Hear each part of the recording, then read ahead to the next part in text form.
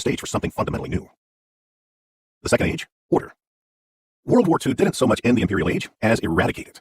When the dust settled, only two powers remained, the United States and the Soviet Union, and they immediately got themselves uncomfortable for a long, drawn-out struggle. The Soviet system was the final remaining empire, and it operated like all the empires before it. A single group of people, the Russians, called most of the shots, and everyone else, whether they be Estonian or Polish or Slovak, or Bulgarian or Armenian or Uzbek, or Tatar or Ingush, was there to provide strategic depth, captive markets, and if need be, a deep pile of bodies to throw at the neighbors. Anyone who had a problem with that could suck on some bullets in a work camp. Very old school. In a way, the power that rivaled the Soviet Union, the United States, was kind of, sort of, an empire as well. The Americans had expanded from a small coastal base to dominate the middle third, the best third, of the North American continent, but a mix of factors made them something else entirely. First, the Americans started life as the extension of an empire. The common struggle of the original 13 colonies against the British system granted them the most important aspect of a common identity, a common cause. Almost by definition, empires lack that. The imperial center tends to suck the life out of colonies and protectorates. Second, because the Americans began as a branch of the world's most powerful military system, at independence they enjoyed a massive military advantage over most of their immediate neighbors.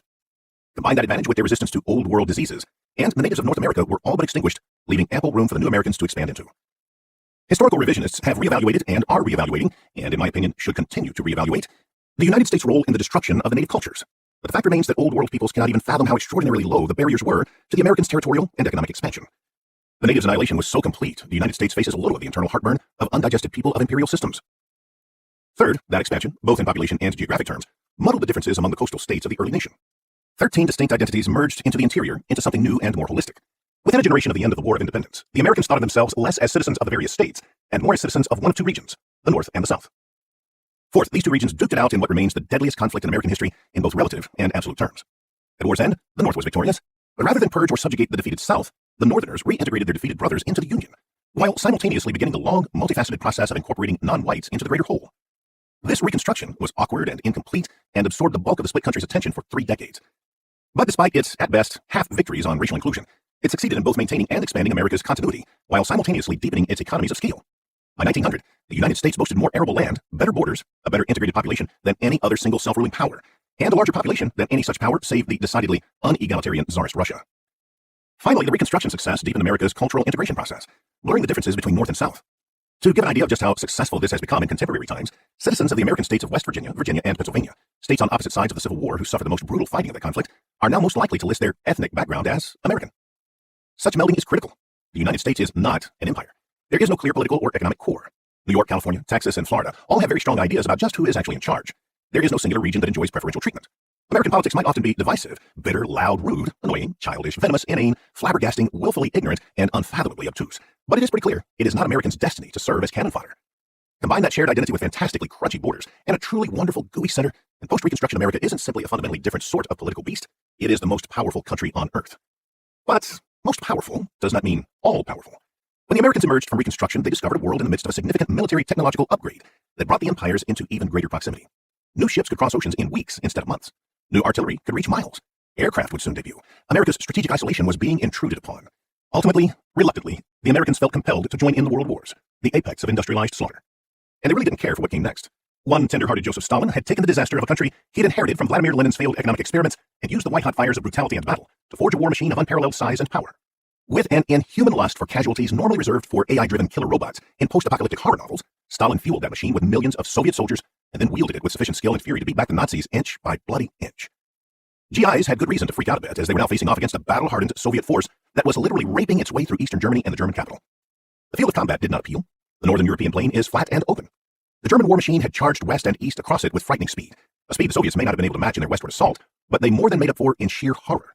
It crossed the mind of more than one American military commander that the Americans had found themselves facing the same quandary of the Germans and French and Dutch and Poles and Russians before them. How the hell do you establish a defensive position on the vast wide opens of northern Europe? The potential ally list wasn't encouraging either. The Europeans, former imperial centers all, had a history full of antagonisms and backstabbing stretching back to their misty beginnings. How could the U.S. take a ragtag group of war-broken countries with an epic poem of mutual grievances and get them to work together against a threat as monolithically terrifying as the Red Army? In Asia, it was even messier. At war's end, the Americans were not simply occupying Japan in totality. Rather, the way the Americans had fought the war had created the greatest power vacuum in Asian history. The American campaign didn't eject the Japanese from every inch of the territory the Japanese had captured. Instead, the Yanks hopped from island to island, only seizing sufficient bases to maintain their advance.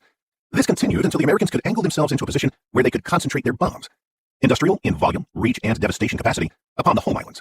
Well over 90% of the territory the Japanese captured in the war, the Americans didn't touch, including all the Japanese territory in China and Korea, where the Japanese were winning right up to the day the nukes fell. Overnight, the East Asian realm went from a near singular imperial government to the complete surrender and withdrawal of that government's authority and its troops. Chaos reigned. In the course of less than 6 months, the Americans went from having the world's simplest geography in terms of security and wealth to occupying and needing to protect its most complex. This didn't mean there weren't perks.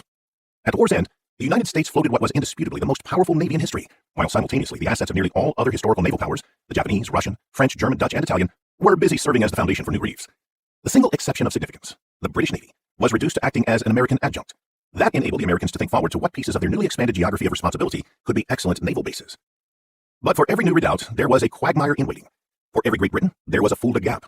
For every Singapore, there was a DMZ. For every Okinawa, a Saigon. For every Diego Garcia, a Beirut. Defending such locations under any circumstances is difficult, but defending them all at the same time? For the Americans, these weren't simply territories with which they had little to no familiarity. They were on different continents, necessitating supply lines the likes of which no strategic planner had ever considered viable. Right from the beginning, it was obvious there was no possible way the Americans could shoulder the burden themselves. The Americans needed allies to help, but far-flung allies meant far-flung commitments. Every potential ally brought in a new geography with new complications.